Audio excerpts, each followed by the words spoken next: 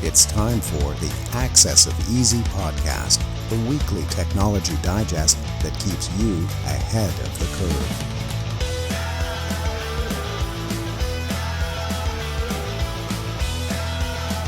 Brought to you by easydns.com. Welcome back, everybody, to Access of Easy, number 352. My name is Joey. That's Len, buddy. What is going on over there? Same old, except there's no golf today. What is with that? It's a beautiful day. I was surprised to hear you say you rained out or not going. What is that? Yeah, so somebody, a friend of, so one of the golf guys can't make it, and so I just toppled the whole thing over. Up playing tennis with him later on. He had to go to a funeral, so he couldn't block off, a full 5 hours. So okay, tennis afterwards is fine. And it's gonna be good. It's morbid, but you're at the age where you're going to a lot of weddings. Yeah, and I'm slowly getting to the we're point not where that far apart. What do you mean? yeah. God. So that's I'm getting closer to it. So what is it? You go from birthday parties to weddings to funerals, and then you get a little bit of a lull, and then you die. Is that like the way this goes? Something like that, yeah. See, there is a gap because my sister and my brother-in-law, they're each it's like Daniela's brother is like 5 years younger, and my sister's 10 years younger than I. So there's still some things going on that are younger, like we got stuff going on at this weekend, for instance, that generally is applying to younger crowds. So yeah, there you go. So we encompass the whole spectrum right now. I love it. Okay. Anyway, back on track here. Last week's quote: "Peace is not absence of conflict; it is the ability to handle conflict by peaceful means." That's from Ronald Reagan. No one would have guessed that. Not me, that's for sure, and obviously no one else either. This week's quote: I know who this week's quote is by. Core memory of mine from grade 9. Change before you have to. If you know who it's by, put it in the comments. No searching, no Googling. You guys know the deal. Don't pervert the process. And if you get it right, Mark will comp you your next renewal, which is awesome. So, Len, we almost got away with 4 stories this week. Tomas added a late entry, so we're up to 5 stories. And I think it's 6. 6, I should say. Yeah, sorry. And it looks like you'll be dunking on me one more time over Apple. So where do you want to start? Does it change? You know what? The dunking, I don't think it's specific to Apple, because there was a vulnerability in the Apple's Wi-Fi positioning system. And this was discovered by researchers very recently. So in a nutshell, the system is designed to help devices determine their location by using Wi-Fi signals. So they check for the number of Wi-Fi signals that are available. And it does this by checking, the routers that are nearby, the strength of the signals to those routers, stuff like that. And that helps determine the location of where they are. And this isn't just specific to Apple.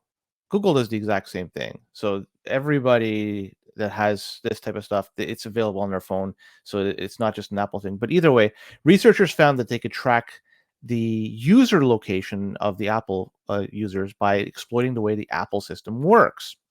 And Apple system sends a list of known Wi-Fi networks to the user devices. And so they're building this network over time. Everybody does it. Google does the same thing, by the way.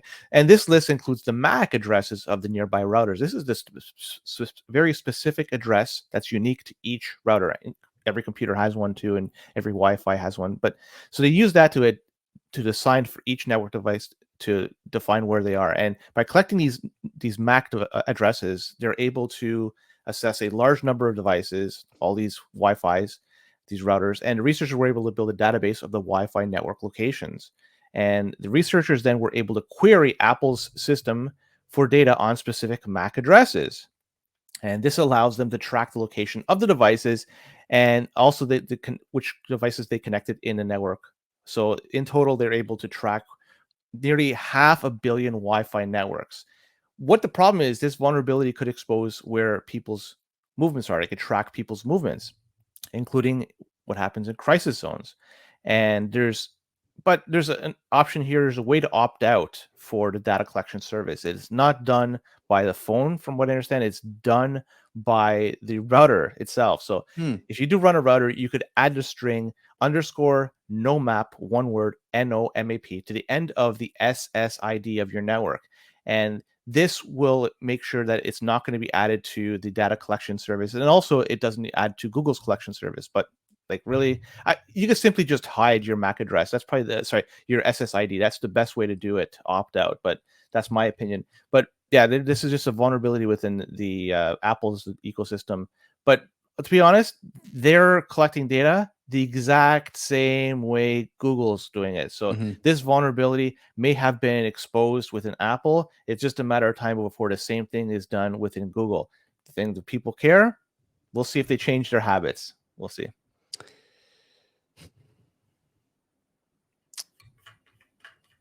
I don't know what to say. Yeah, it's like if I look at the last, I don't know what, 2 months, 3 months, something like that, of Apple stories, both on Access of Easy and in sort of the broader market, what is there to be hyped about over at Apple right now?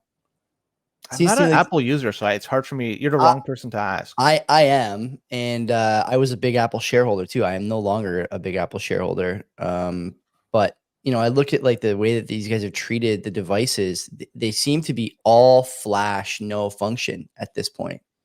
I really do like my iPhone. I still think the iPhone is the best mobile device on the market, but that's more a product of Google's stuff heading downhill and no other real competition popping up than it is of innovation on Apple's part. And then I look at stuff like this, and you didn't even mention the AirTags thing, like AirTags and low power Bluetooth, which is like the sort of mesh. That's what they create their network. That's essentially how they, and you could send devices without even being connected to the internet. And like, it's great, but look at the vulnerabilities it creates, you know, like, and, you know, this is, I know you said the sort of a router level fix, but man, no one's going to do that.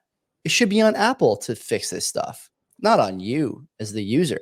I don't think. And, you know, there's been no announcement, no nothing from Apple on this. And like you said, the query is toward Apple, not toward, you know, any product you have. It's just, I'm not happy about this. I don't think anyone should be happy about this, you know, because everyone uses those services from Apple. Apple was on, this is either this year or last year. No, it might have been even before that, actually. This like SOS location services thing. Like everything they do is based on these location services, whether it's targeting ads, using maps, contextual stuff in your iMessage window. And they're leaving it vulnerable. I mean, there's a better word than vulnerable, but they're leaving it vulnerable to people. And I just, it's disappointing, man. What's going on over there? I don't know. It's clear the company is like losing its footing a little bit, but again, they're lucky that nothing else has popped up. I actually was listening to All In a couple of weeks ago, the podcast, and Sachs made a good point that companies like Apple, Google, Facebook, they can make so many mistakes because their monopoly power is so large and their user base is so faithful. But man, you got to think at this point they're pushing the limits here, or maybe not. Maybe we're just plugged into this stuff and no one else actually even knows. You know what I mean? That's the other side of the coin. That's possible too. Joey, you've read these stories. You see where the trend is going. Are you going to change the fact that you're going to own an Apple device? Are you going to go purchase something else in disgust or for any other reason? Or are you still going to stick with Apple device? And depending your answer, think about it. You're the one reading this. Imagine that a normie. What are they going to do? The reason that what the normie is going to do is nothing. What are you going to do? I'm curious. Nothing. So, I mean, I was suspecting that was the case. So the thing is, Joey, this is concerning, but it's not concerning enough. I know. It's below my line, as the meme goes. When something is concerning another All-In meme. When something really concerns you enough, you make a change. Until that point, this is a nothing burger in the end. And this sad reality is just nothing burger. Yeah. And just we'll do more of these stories, but it's going to apply also to Google as well. When say, what are people going to do? It's a nothing burger. Nobody cares. So they can do whatever they want. Nobody's going to change it. There's no consequences. Yeah, you're right. They're sort of beyond it, right? Anyway, there are, just look for options. There are some out there. It's just trade-offs for it, and even the trade-off, those options aren't perfect, but they're at least a step in the right direction. The U.S. Treasury, let's talk about them because, sanctions have been placed by the Treasury Department on the creators of 911 S5. I don't like that name. I don't like it at all. Anyways, It doesn't really roll off the tongue. It's a 1 out of 5 for me. I don't know where it sits for you. yeah, yeah. So like 911. So Jinping Liu, I guess. I don't know. It's one of the guys there, and Yunhee Wang. So, anyways, these are the guys we're dealing with. But anyways, this 911 S5 is a proxy service. What is this proxy service? Well, it allows users to route their internet traffic through another computer and is effectively masking their IP address. We used to do proxy servers like decades ago. Like this is something we haven't really talked about, or haven't done in a very long time. Either way, so this can be useful for legitimate purposes such as protecting privacy or accessing geo-restricted content. However, proxy services can also be abused by cyber criminals to hide their identities and activities. So 911 S5, they allowed users to route their internet traffic through a network of infected computers around the world. And this service, known as a botnet, was particularly attractive to cyber criminals, making it difficult to track down the source of the malicious activity. So the creators of 911 S5, they were caught, and the financial crimes were thrown against them, and that's what they're being accused of. So the Treasury Department are saying that they're money laundering through real estate purchases, a whole bunch of things, and these guys are going to get taken through the ringer as a result. So too bad, so sad for them, but that's all I got to report. Me, I don't really have much to add to that, but I will say that it's funny that, we're obviously in the Bitcoin space. I don't know if you feel the same way, but reading this story, when I see stuff like money laundering as the key charge, it makes me almost not believe that it's true at this point because of the stuff I've seen in Bitcoin, right? It's kind of a Gelman amnesia type situation where, they accuse certain Bitcoin services of money laundering and they massage the definition of what money laundering means in order to like pin somebody down. Is the same thing happening here, you think? I don't know. There's not enough details to say, and Krebs doesn't often report on anything Bitcoin related, so I don't think he's really looking at it through that lens, but it does give me a little bit of pause in a way that it never did before.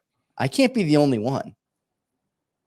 Yeah. How do you know, right? Clearly Chinese companies, I would even venture to say like individuals can be targeted by the United States in a way that maybe they've never been targeted before because of the tensions. But I don't know. It's a little bit foggier for me now than it was 2 months ago. I don't think I'm the only person who thinks this way. I think a lot of people are starting to think this way. Yeah, the targets are being put on a lot of people's backs, and people are starting to take notice. But what are people going to do? Nothing. Right? Like, I mean, you can't do much about it. Yeah. They can't avoid it. So it's like I say, too bad, so sad. Hopefully, we're not going to be caught in the crosshairs here as Bitcoiners. But really, what can I say? Let's talk about a ransomware group called BlackSuit. This is decent. I'm not going to say it's great. It's maybe 2.5, 3 out of 5. I'll give it. BlackSuit, nothing spectacular, but not terrible. It's original. It sounds a little too much like something you would have seen. Like it sounds like the sort of evil plot in a Pierce Brosnan Bond movie. But I'm going to give it a 3 out of 5 too. BlackSuit. Yeah, I like it. That's good. It does seem like Bondish. Yeah, to me. That's a really good analogy. So, anyways, BlackSuit, they're known for targeting companies in critical sectors to maximize their financial gains. And they utilize a combination of tactics, including double extortion methods to infiltrate victim systems. And the method involves encrypting a victim's data and then threatening to release it to the public unless a ransom is paid. And the attackers may also steal data and threaten to sell it on the dark web if the ransom is not paid. So that's the double extortion method. And a specific attack was carried out by BlackSuit where they were able to gain access to a victim's network through a VPN. And I use a VPN, and I'll even say which one it is. It's Mullvad. I suggest people out there use a good VPN if you have not already done so. Also, keep it up to date. Do your research on what's a good one. I like Mullvad. I'm not going to say you should use it too. Of course, do your own research, but it tends to have a good reputation either way.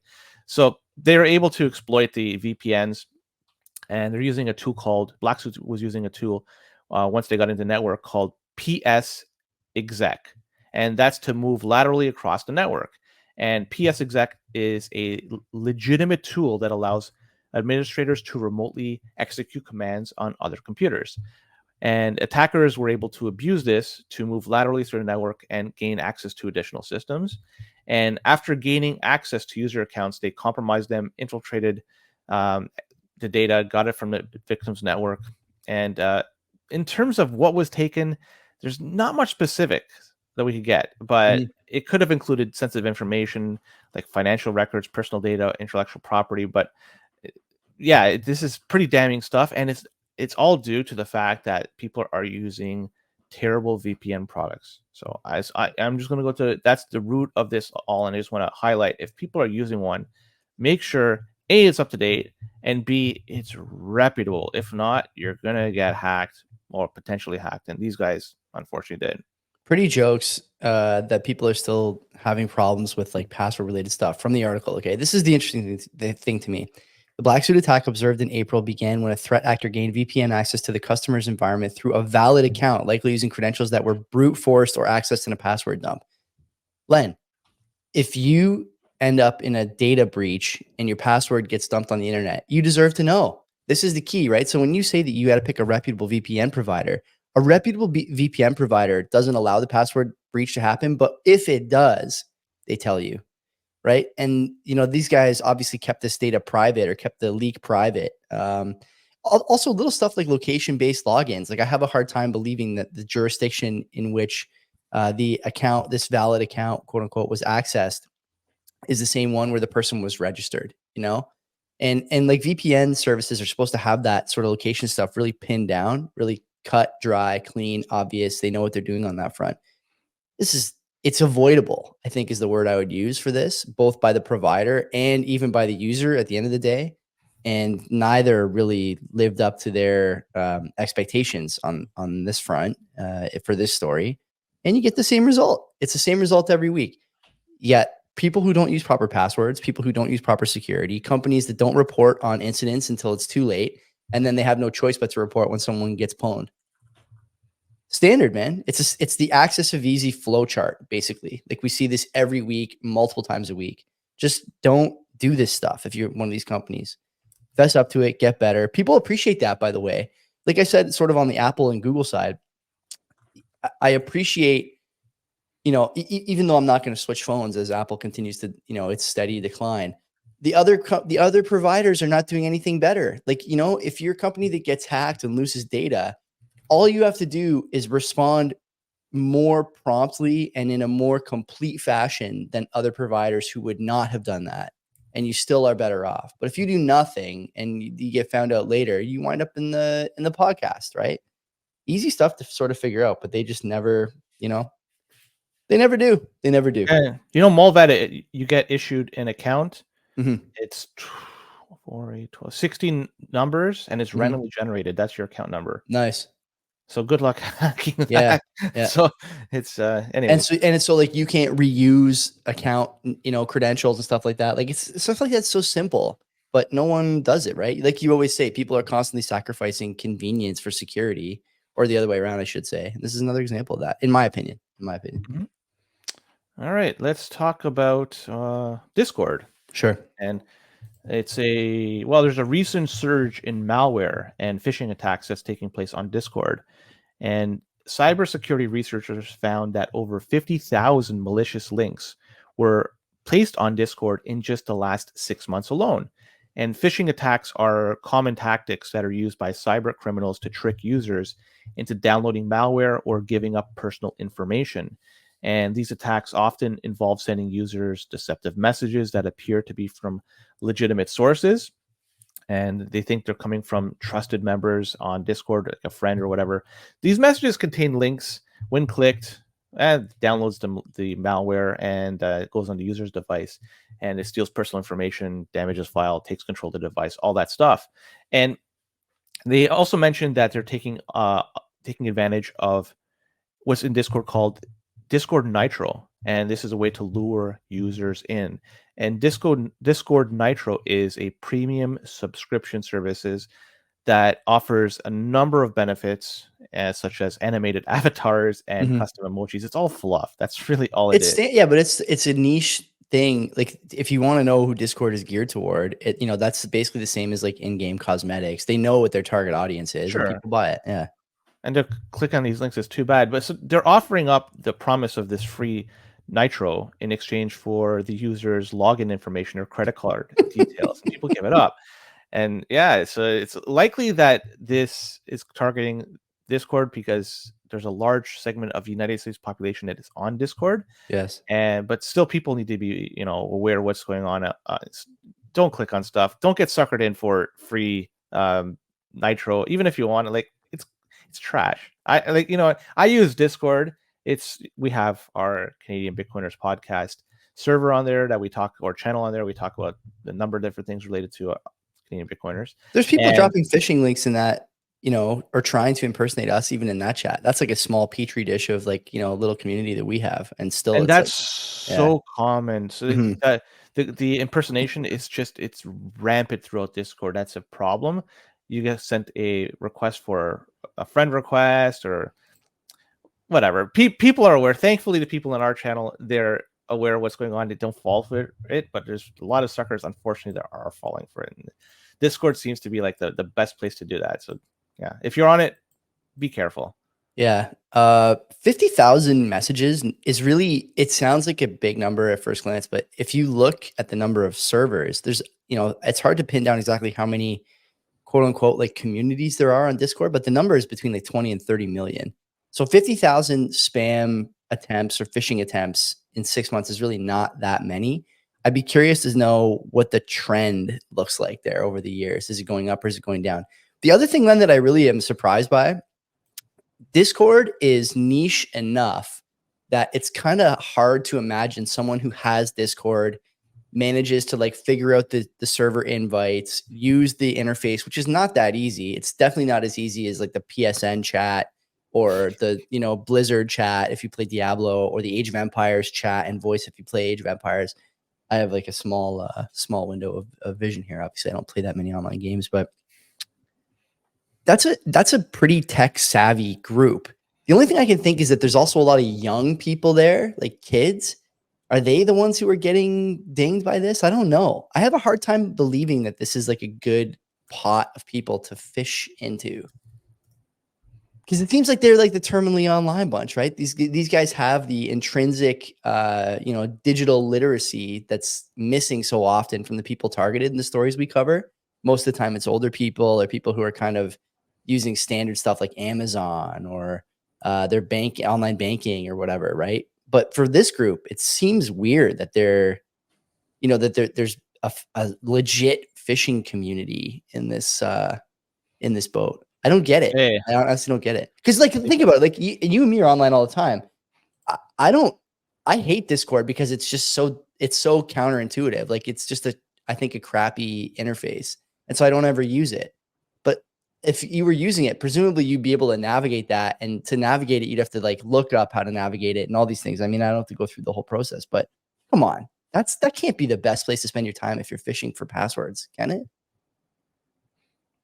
There's active communities.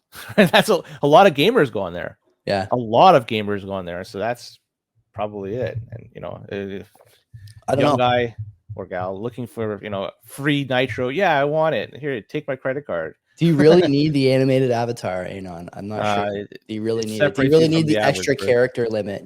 I don't think so. How many characters do you need to say GG after you stomp somebody out in Age of Empires? Only two. Well, you have to have the teabag emoji. And if you don't have that, you're not lead enough. I wonder if Discord has that. I gotta look and see if there's a teabag emoji on Apple right now. They'll probably get rid of it. Let's not go into this. But let's talk about a 31-year-old man, and his name is Malachi Mullings. I think Malachi, probably, not Malachi. Malachi? I don't know. I have no clue. I have no clue. Sandy Springs, Georgia. So he's from the deep south. Anyway, he's 31 years old. He was sentenced to 10 years in prison for laundering money through email scams. And he used a variety of cybercrime tactics to steal money from his victims, including what is called BEC attacks and romance scams. So BEC attacks, this is business email compromise attacks, and it's a type of scam that targets business by impersonating a legitimate company or executive. And in a BEC attack, the scammer will send an email to a company employee that appears to be from a trusted source, such as a CEO or vendor. And the email will often request the employee to transfer money by wire to a fraudulent account. Didn't Coinbase go through something like this? They just had this that interview. You know, if people listening to this haven't heard the interview with June Seth and the social engineering savant teenager. Yeah, big services go through this kind of stuff all the time. Yeah, this is not the first. It certainly won't be the last. And romance scams, they involve tricking victims into sending money based on a fake online relationship. How is your trade going with the Asian Barbie doll looking AI generated photo? I love that. God, what a great scam. And this scammer will create a fake online profile and pretend to be interested in developing a relationship with the victim, just randomly cold emailing or DMing them. Oh yeah, how's your trade going? Well, the dating scene is not what it used to be. Tinder is causing Pareto problems for many men. So But this takes, I think, some time because you have to gradually build up trust with the person, and so you have to remember details. So this is probably more intricate in terms of executing it. And either way, the van in this case used a variety of methods, and so he laundered the money he stole from victims, and he created fake companies and bank accounts to move the money around. And he also used the stolen money to buy expensive items for himself. And he was, selling some of the information, how he was doing this comic tactic to cyber criminals. So he was actually using this information and selling this and how he was doing it to other people. But this guy's a real piece of work. Good thing I mispronounced his first name. I'm still going to call him Malachi, whatever. Malachi? Malachi. He's still Malachi. I don't care. To me, he's that. And he's always going to be that.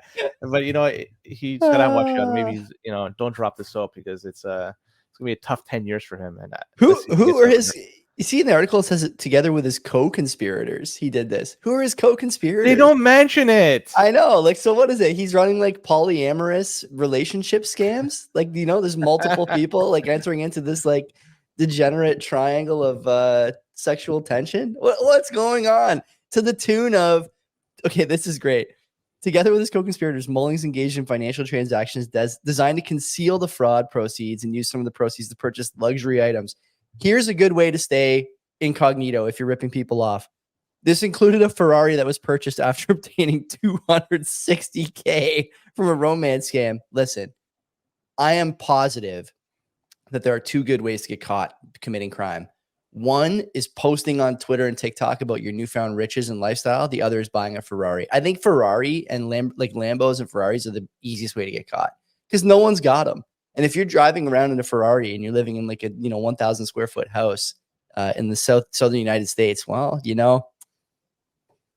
may just raise some eyebrows with the powers that be, Malachi. So could you imagine you have a 20-something-year-old Volkswagen? Dude, the story, it's crazy. And the June Seth interview, the kid is yeah, we're gonna get my buddy's gonna get caught. He's 18. He just bought a fucking sorry for swearing. He just bought a McLaren. What kind of kid is 18 years old driving around a $500,000 car? The answer is none, zero. There is no story. And so much the same for this guy. Suddenly this guy is driving around in a $260,000 Ferrari. No one's going to say anything. No one's going to ask hey, where'd you win it? The bingo hall? What are you talking about? I watched zero budget stories and I've seen Wojak make it big on just a few his crypto longs.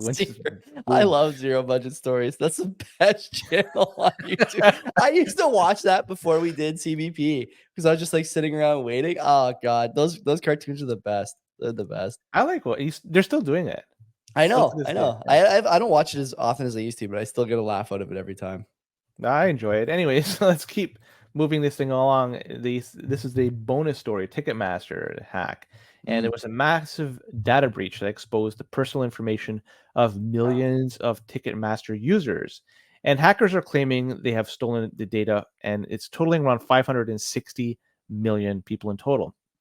And this could potentially lead to a wave of identity theft, financial fraud, and other cyber crimes.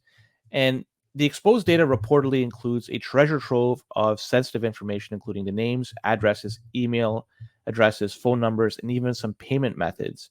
And of course, this is causing people some major concerns because they could easily impersonate people and just go to town with all that information. And this isn't an isolated incident with Ticketmaster, and they have a history of cybercrime or cybersecurity woes.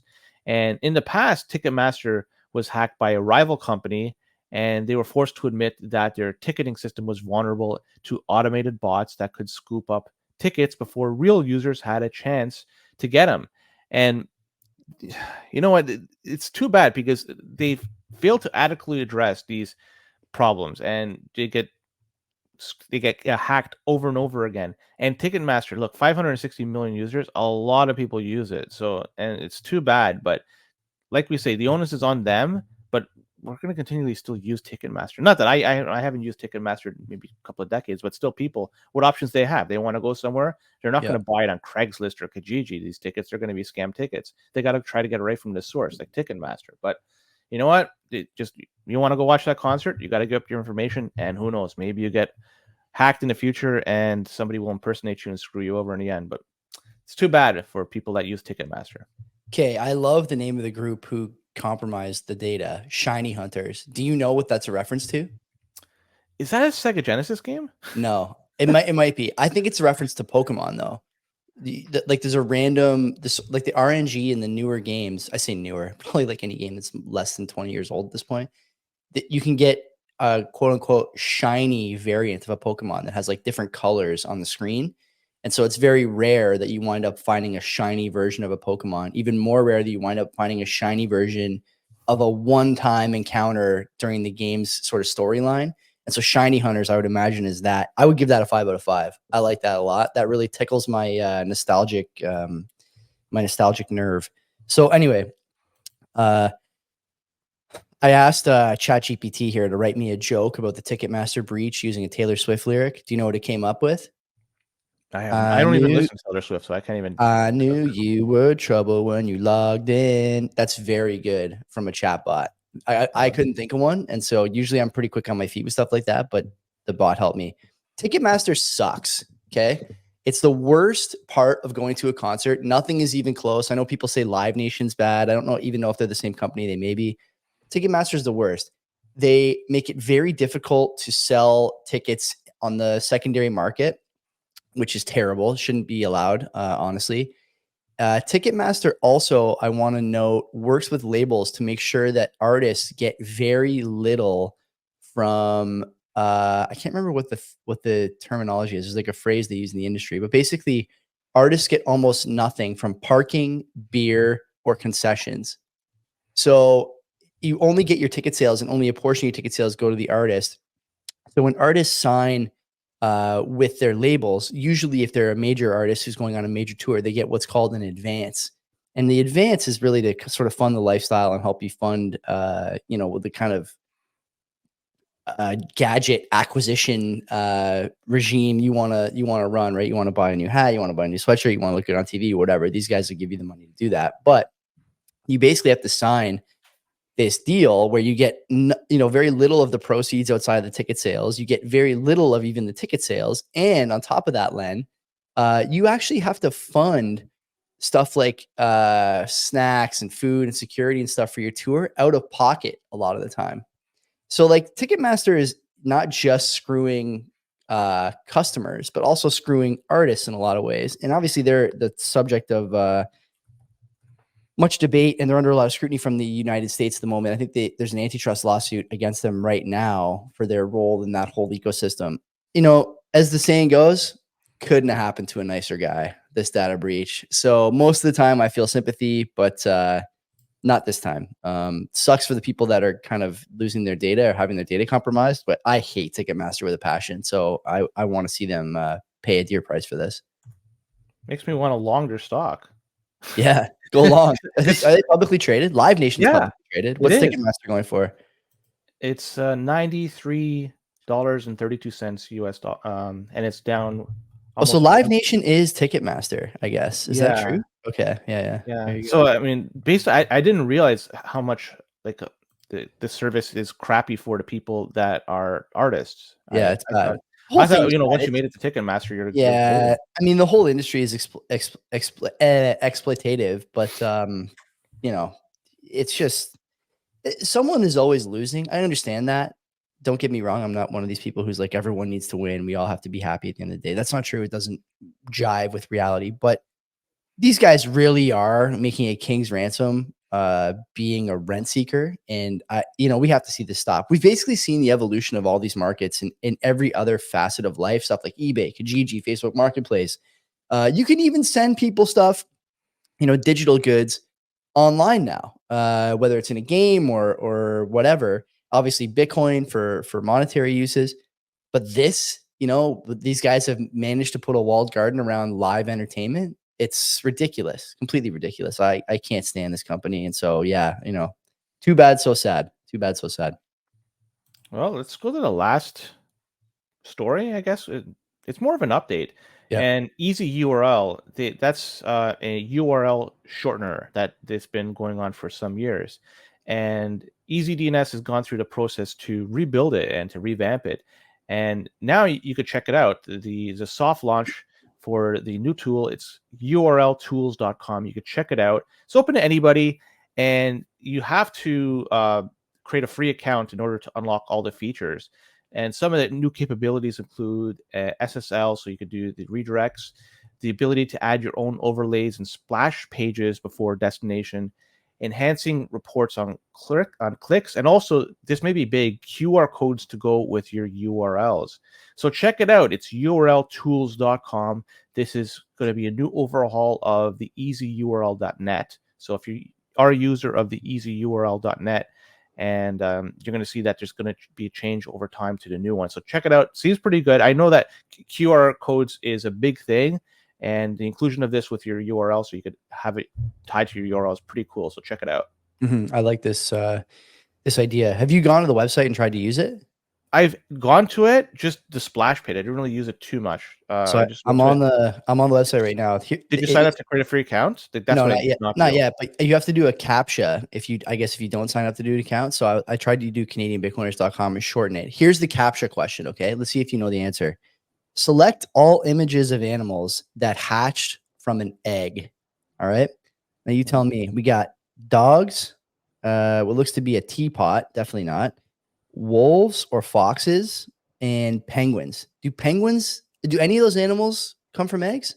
Penguins, so they lay the eggs, and remember, they put them in the center, and there's this huge circle of penguins that's surrounded to keep it cold, and to keep it warm, and they cycle whoever's on the outside of the circle. The penguins continually cycle. So you have like when somebody gets cold, one of the penguins get cold, they cycle to the inside to stay warm. So it's just constantly like that. So yeah, it's penguins are hatched from eggs. I like it. It's a really cool system what they set up over there. Yeah, I had no idea. So that's great. It worked. And the link is shortened here. Great. QR code. And if you want more customization, you got to sign up and pay. We could do one maybe like how would we shorten our CanadianBitcoiners.com links? Something like .btc or something like that. cdn.btc / something. I have to think about it. So b.tc I think was taken. That's a good one. Yeah, that is good. Yeah. And I think that's taken by the magazine that I truly enjoy reading. Loathe. You loathe. They are who they are. Listen, we're out of here. That's Access of Easy. Come back next week. Subscribe to the newsletter. Subscribe to the podcast. Subscribe to the YouTube channel. And make sure you read all the stories we didn't talk about. We are signing off. We'll see you next Friday. Yeah, take care.